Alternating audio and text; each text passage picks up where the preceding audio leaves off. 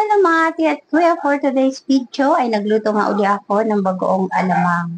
So ito nga pala ay 2 kilo na kasi nga marami tayong pa-order na ating hahatiran. Sa pagluluto nga ng bagoong, akin itong hinuhugasan para masiguro ko na wala itong bato o kahit anuman na nakahalo dito. Ito pala ay aking sinabunan na. Charot lang.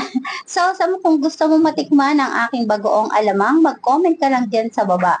Tiyak na iyong magugustuhan ito dahil naghahalo ang anghang, alat at tamis. Na tiyak naman magaganahan ka kapag ito'y iyong natikman.